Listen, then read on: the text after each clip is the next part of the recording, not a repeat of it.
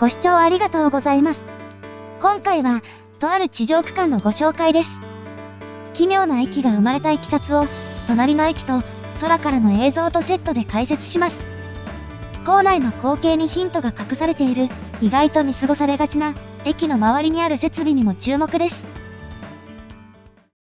ここは、都営新宿線の終点、本八幡駅です。都営新宿線は、東京都心を東西に貫く、全長 23.5 キロの路線で、西側の新宿駅から先、京王線と相互乗り入れしています。かつては本八幡から東、千葉県営鉄道としての延伸計画もありましたが、最終的に取りやめとなっています。この駅では、JR 総武線と京成本線と接続しており、千葉方面から東京都心へ、また、東京東部から都心へのルートとして、南側を走る東京メトロ東西線と並ぶ路線となっています。東西線と同じく通過駅を有する速達種別もありますが、こちらは先日のダイヤ改正で本数が激減してしまい、数える程度の本数になってしまいました。この駅から目的の駅を目指します。この列車は京王線に乗り入れる笹塚行き。新宿から3駅先ですが、乗り換えの利便性などの関係もあり、笹塚行きが一定数運行されています。本八幡から先はシールドトンネルが続きます。一部の例外はありますが、道路の下を通るところは複線で、それ以外は単線シールドトンネルとなっています。新宿線が本八幡まで開業したのは、1989年3月。駅部分だけは地上から掘り下げる開削工法ですが、すでに市街化されていた場所を走っているので、それ以外では開削工法が使えなかったというわけです。本八幡から3駅先の一の湯を出た後、次の船堀の手前で、線路は一転して地上に出てきます。分厚い壁に左右を挟まれ、上り勾配を駆け上がると、次の船堀はもうすぐです。この駅には速達種別である急行も止まります。そしてこの駅、ホームの奥の方から、半径 547.8 メートルの右カーブとなっています。ホームの様子がこちらです。赤い鉄骨が目を引きますが、数年前からこの状態であり、塗装を塗り替えている最中というわけではなさそうです。なお、このホームの改札口などは本八幡寄りにありますが、停止位置は上下線とも後ろ寄せです。左側の一万型はすでに引退しましたが、このようなステッカーに姿が残っています。急行停車駅というだけあって、駅前には新宿線の開業後に建てられたマンションなどが並び、反対側には展望台を備えた施設もあります。ホームの端までやってきました。もともと地下だった線路は、この駅の手前で地上に出て、そのまま高架線へと駆け上がっていきます。地上への取り付け部分まで行くため、一旦駅を出てみましょう。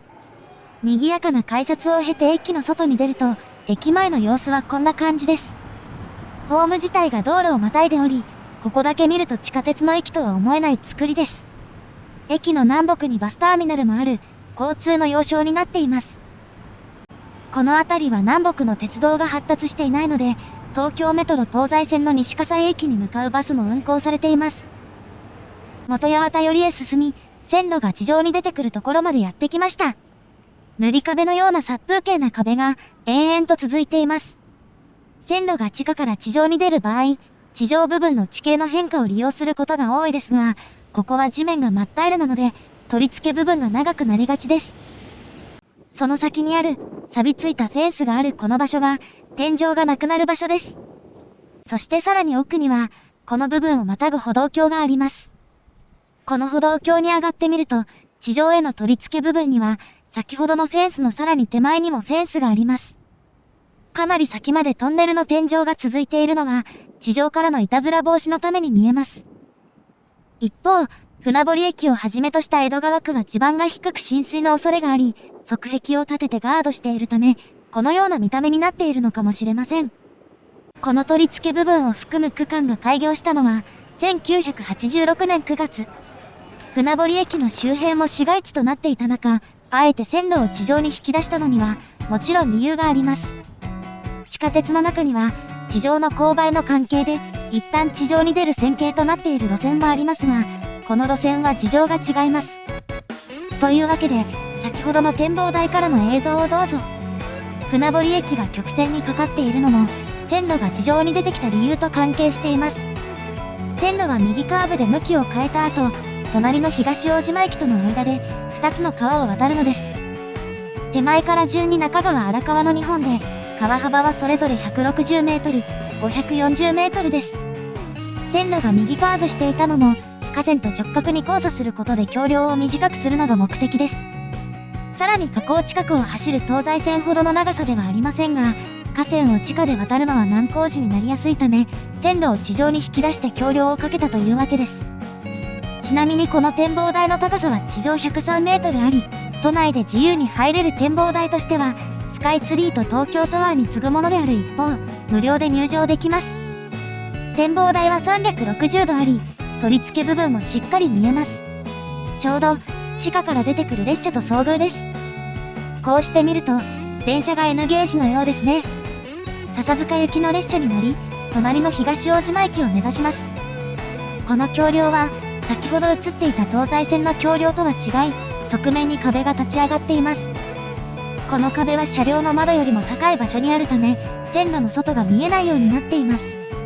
荒川を渡る部分は普通のトラス橋になっていますが、線路の下の部分は塞がれており、車内にいても走行音が小さくなっています。これらは騒音対策であり、この区間が開業した1983年当時、この付近がすでに市街地になっていたことが理由です。この点、1969年に開通していた東西線の橋梁とは事情が異なるようですね。橋梁を抜けて小さく下り、次の東大島駅に到着です。新宿線の地上駅は先ほどの船堀とこの東大島の2駅のみです。この駅は船堀とは違い、窓が大きく取られて開放的な雰囲気です。線路の向きを戻すためにホームの途中から左にカーブしていますが、この曲線半径は601メートルと船堀に比べて少しだけ緩くなっています。そして駅の先ではカーブしながら下り勾配になっており、取り付け部分は場所的に余裕がなかったことが伺えます。この駅では乗務員が交代します。京王線直通の橋本行きを見送り、駅構内を見ていきましょう。先ほどと同じように一旦改札街に降りてみますが、船堀とは違うオレンジ色の側壁が目を引きます。実はこの辺りの区間では、新宿線は細切れで開業しているのです。1973年のオイルショックを受けて建設費が高騰したこともあって、コスト削減の圧力が高まっていた時期です。各駅の仕様が違うのは、それらを勘案したことが理由のようです。改札周辺の様子がこちらです。改札はホームの両端にあり、一箇所しかなかった船堀駅とは違います。利用客が分散することに加え、船堀駅よりもスペースが広い割に設備が少なく、がらんとした空間が広がります。改札横のコンビニもありません。このことからも想像できますが、この駅の乗降客数は船堀駅よりも大幅に少なく、新宿線で運行される急行列車も止まりません。駅前にはバス乗り場もあり、北にある錦糸町駅行きのバスも運行されて南北の交通を補っていますが、人はやっぱり少なめです。駅構内へと戻ります。階段のたもとにはテープで作られた乗り場案内が。一体いつ頃付けられたものなのでしょうか。元八幡方面ホームへ上がります。内装はやはり船堀に比べて明るい色合いで、すっきりとした感じです。このまま進みたいところですが、この後ろにご注目。この場所からは駆け上がってくる列車が見えるのです。保安装置が ATC 化された際に標識が追加されてしまいましたが、この構図は都営地下鉄のパンフレットなどでも見られるものでした。この列車は各駅停車ですが、この駅にはもちろん通過列車も存在します。平日4本、と休日は6本しかない急行列車が通過です。思ったほど速くないですが、曲線のために速度制限を受けているというより、保安装置の都合によるもので、先頭車両がホームを抜けたあたりで加速していきます。東大島から先、大島、西大島と大島がつく駅は3駅続いており、大島駅のみが急行停車駅です。この駅、ホームの新宿よりは壁面の窓が少なめですが、係員が立っているあたりから様子が変わります。前面展望にも映っていたように、柱の部分以外は巨大な窓があり、光がさんさんと差し込んできます。周囲の建物が遠くにあるこの場所から外を眺めると見えてくるのが、この駅の最大の特徴である旧中川です。この駅の位置関係がこちら。この東大島駅は、駅自体が川の真上にある国内でも珍しい駅なのです。荒川を渡り終えて、向きを変えるためのカーブの途中に駅があるのがわかります。西に寄せると勾配にかかり、東に寄せると駅が荒川に近すぎて利便性が下がるため、やむなくこの場所に設置したようです。なお、隣の大島駅との距離は 1.2 キロ。船堀元八幡間にある各駅ほど駅間距離は長くはありませんが、周囲は市街地ですから、ここにも一駅設けたかったようですね。こうしてできた東大島駅は、川の上というより、どちらかというと川をまたいだ構造の駅ですが、地下鉄の高架駅ということに加え、川の上という立地は極めて珍しいものです。駅を南側から見た様子がこちらです。開放感あふれるこの見た目は開業当初からのものではなく、2018年にかけて行われた改良工事によるものです。川の上に2本の橋脚が立っており、3本の橋で川を渡っているように見えますが、この左にもう一つあり、全部で4つの橋梁で旧中川を渡っています。そしてこれらの橋の長さは均等ではなく、向かって一番右が道路をまたぐこともあってか、一番長くなっています。なお、先ほどのカットに映っていたあの橋は、これらとはまた別物です。橋の部分がかなり高くなっていたのは、この駅でも川を渡るからだったのです。そしてこの駅は、前後の線形との兼ね合いから、旧中川を斜めに横切っています。屋根を支える部材なども斜めになっており、ところどころにその痕跡が伺えます。そしてこの川には、もう一つの意味があります。それが、柱の上の方にある、この看板。旧中川は江東区と江戸川区の境目でもあり、西が江東区、東が江戸川区となっています。行政区分表は反対側のホームにもありますが、ホームが川を斜めに横切っているため、設置場所は斜めにずれています。元八幡寄りへと進みます。この駅の出口はホームの両端にありますが、船堀と同じく停止位置は後ろ寄せで、階段から伸びる展示ブロックは8両編成の先頭部まで伸びています。中央寄せにした方が利用しやすそうですが、ホームドアが膨らんだ部分のコストが高く、それを節約するためなのかもしれません。ホームの端にやってきました。かつて東大島が終点だった頃、この先には留置線がありました。ポイントと留置線を収めるにはギリギリな感じもしますが、現在の10両編成に対して当時は両数が短かったため、これでも足りていたようです。そして当時の空中写真には、6両編成とおぼしき列車が写っています。ちなみに京王線からの乗り入れ列車は、当初8駅先の岩本町で折り返す計画となっていたため、それより東の各駅では、東大島まで開業した際には、10両ではなく8両対応の内装で建設されていました。現在では大半の列車が10両編成になり、時刻表では8両のマークが埋められた箇所もありますが、開業時に用意されたエスカレーターは他より少ないなど、オイルショックによる影響はそのようなところにも現れていたのです。東側の改札の様子がこちらです。西側と同じくガランとしており、駅を外から見ると、地下鉄というより、乗り入れ先の京王線の駅のように見えてきます。一方、駅東側のマンション群は開業後に整備されたもので、開業当時は広大な空き地でした。